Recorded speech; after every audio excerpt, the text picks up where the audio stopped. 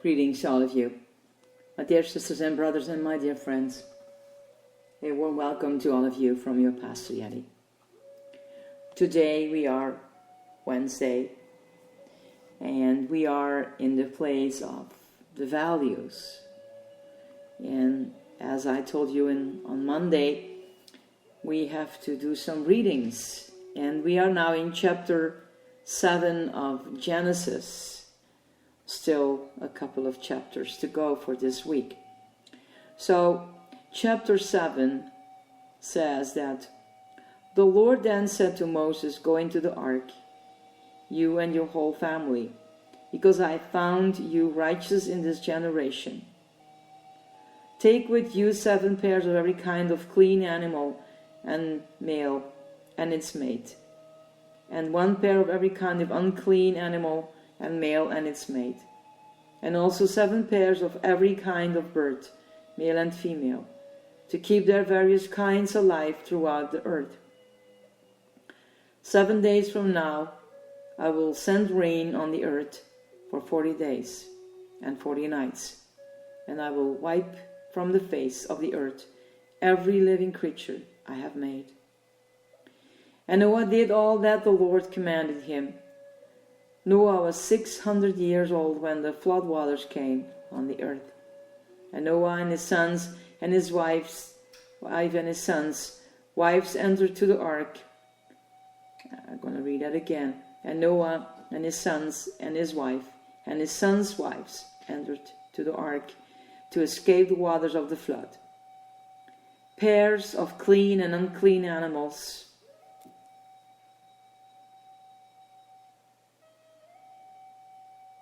of birds and of all creatures that moves along the ground, male and female, came to Noah and entered the ark, as God had commanded Noah.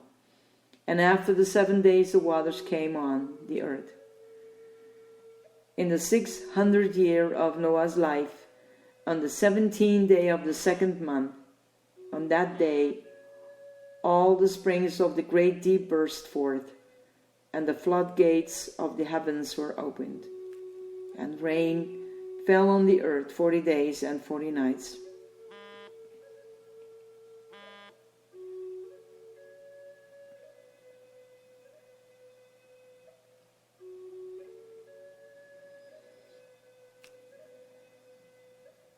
On that very day Noah and his sons, Shem, Ham, and Japheth, together with his wife and the wives of his 3 sons, entered the ark.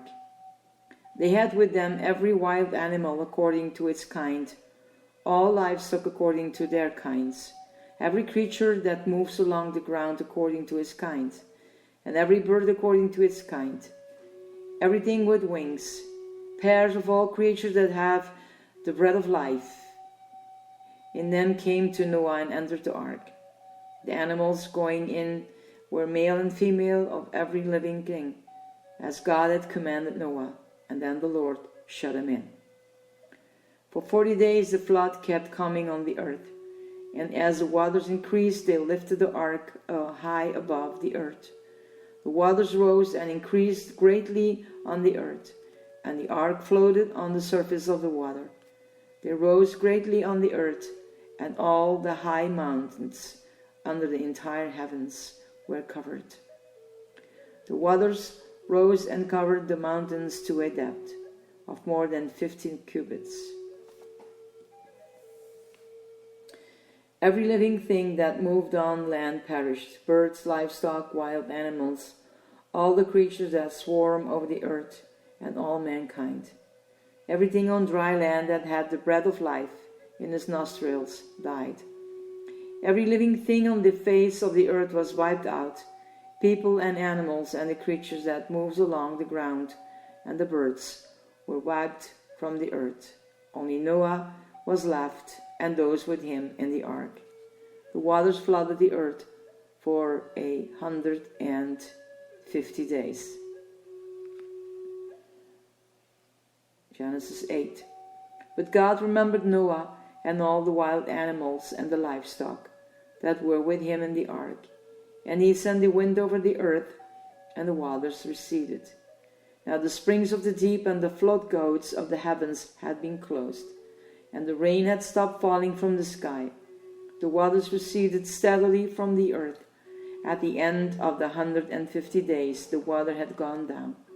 And on the 17th day of the 7th month, the ark came to rest on the mountains of Ararat. The waters continued to recede until the 10th month, and on the first day of the 10th month, the tops of the mountains became visible. After 40 days, Noah opened a window he had made in the ark and sent out a raven, and it kept flying back and forth until the water had dried up from the earth. Then he sent out a dove to see if the water had receded from the surface of the ground. The dove could find nowhere to perch, because there was water over all the surface of the earth. So it returned to Noah in the ark. He reached out his hand and took the dove and brought it back to himself in the ark. He waited 7 more days and again sent out the dove from the ark. When the dove returned to him in the evening, there in its beak was a freshly plucked olive leaf. Then Noah knew that the water had receded from the earth. He waited 7 more days and sent the dove out again, but this time it did not return to him. By the first day of the 1st month of Noah's 601st year, the water had dried up from the earth. Noah then removed the covering from the ark and saw that the surface of the ground was dry. By the 27th day of the 2nd month of the earth was completely dry. Then God said to Noah, "Come out of the ark, you and your wife and your sons and their wives.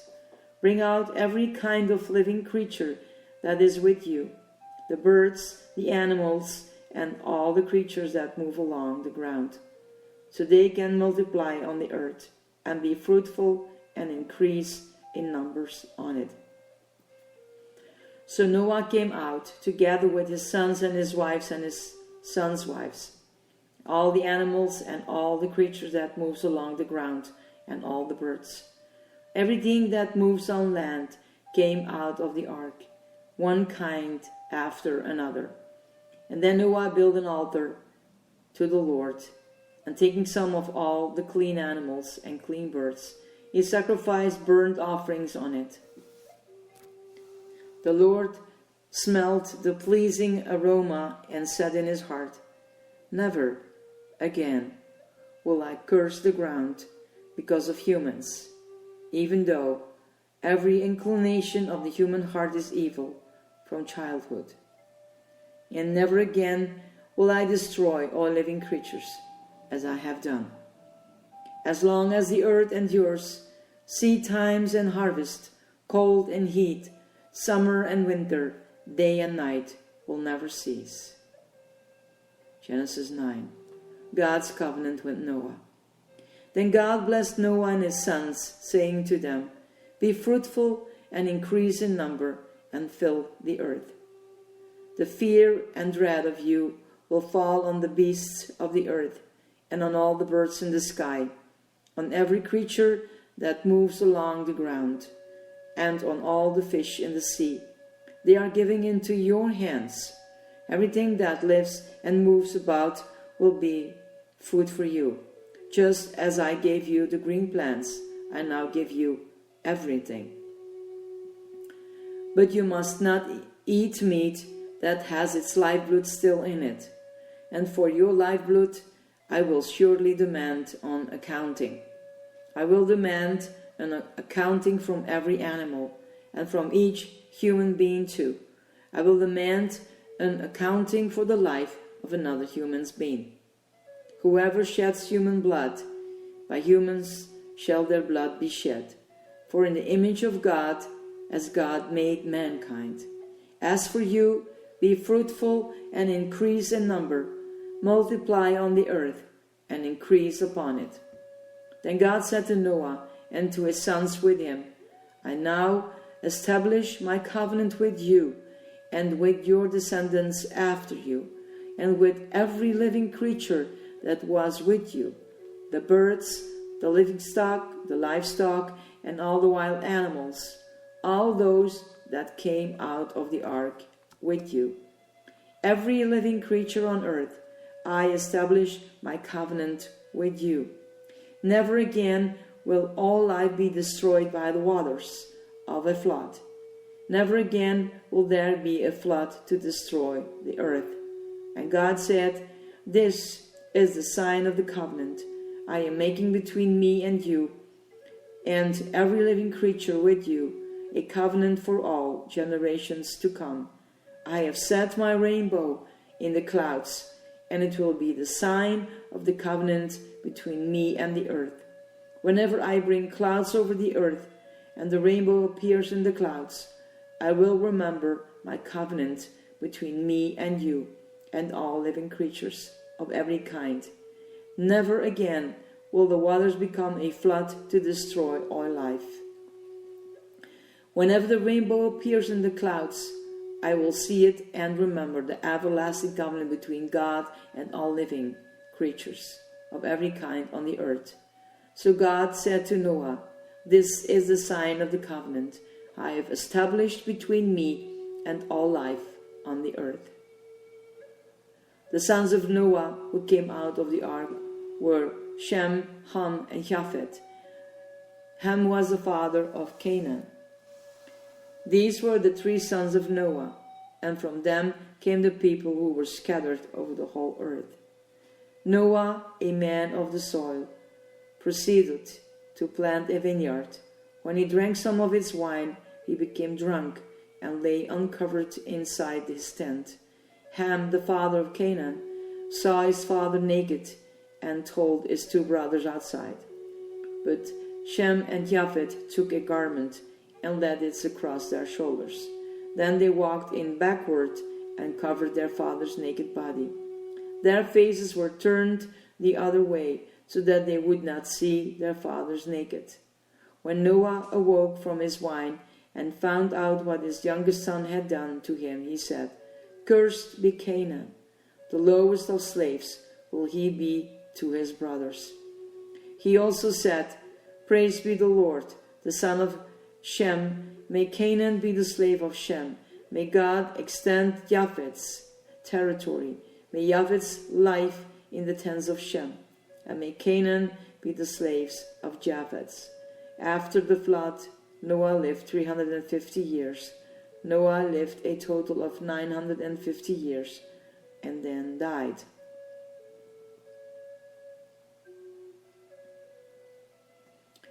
Then we have chapter 10, which I will not read because this is the table of the nations with all the names. I'm going to start reading further. Chapter 11. The Tower of Babel. Now the whole world had one language and a common speech. As people moved eastward, they found a plain in Shinar and settled there. They said to each other, "Come, let's make bricks and bake them thoroughly."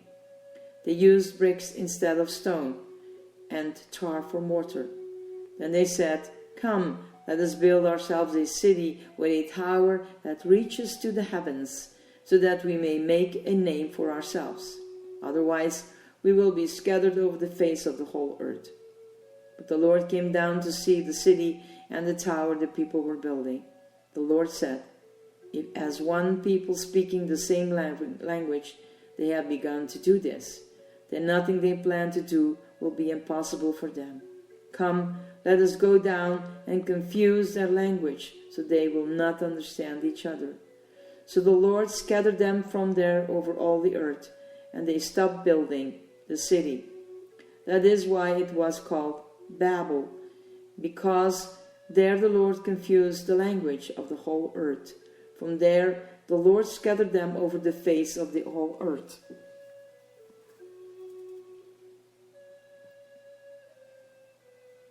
Then we have again from Shem to Abraham, an account of Shem's family line. And I'm not going to read that.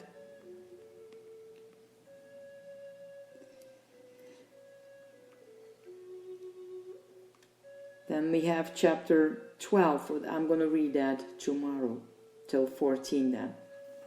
So let's come with me in the values of this Wednesday day.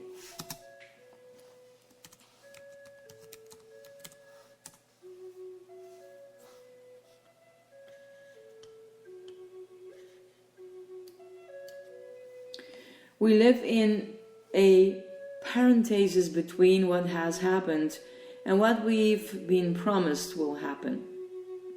But we wouldn't know that if not for the Bible. Were it is not for these great stories that have been preserved for us for thousands of years, we might be tempted to think that we're all on our own, at the mercy of the tides, left to scramble and adjust to each random bend in the road. But the Bible tells us very clearly, the twists and bends are not random.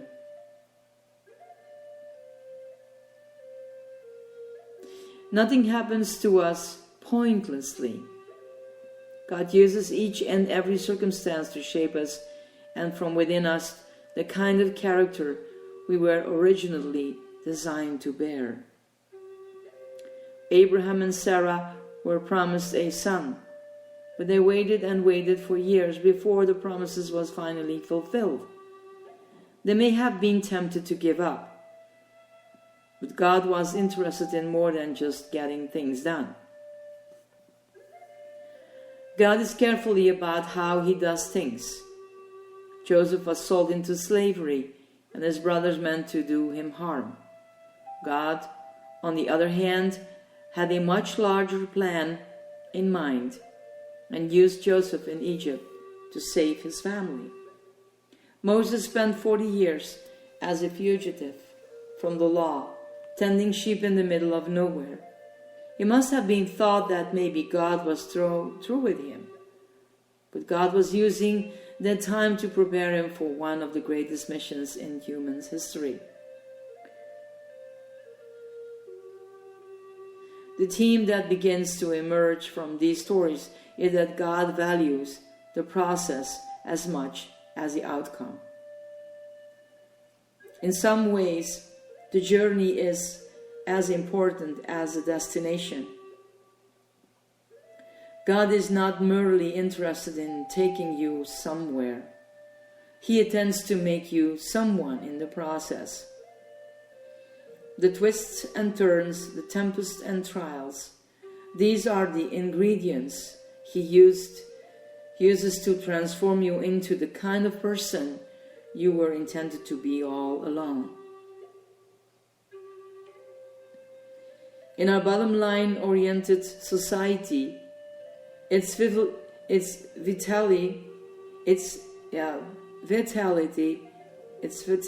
important to remember how we get to the ends is every bit as important as that we get there. Because of how we get there, the choices we make and the way we live between now and then will determine who we are when we arrive. So my dear ones, for tomorrow, it's going to be our actions. You know, when we went through these chapters, I'm so in awe. And even if we listen to so many difficult stuff in the narrative story of the flood and how God is changing all that and make the covenant between him and Noah. Wow, it's amazing. You know, you just not just live your life, you know. I know that people just believe in nothing, you know. Even I think an atheist, I still have some questions about God, and maybe he believes sometimes more, I think, than some Christians do. Well, you know, I'm very, very careful and sensitive to that, so I'm not want to push anyone in a kind of direction of thinking. But let's consider life from God is very important to each one of us. And as it would determine, it's not the now and then, it is about what will determine who we are when we arrive. May God bless your mornings, your noon, and your evenings. May you give Him back all what you did in this day. Give Him the living sacrifice of your surrendering and everything you do for Him. And may He bless you and yours that are living next to you and your loved ones, and offering back in your evening everything that belongs. God is with you, and God loves you. Blessings to all of you, my dear ones. This is your Pastor Yeti. Bye.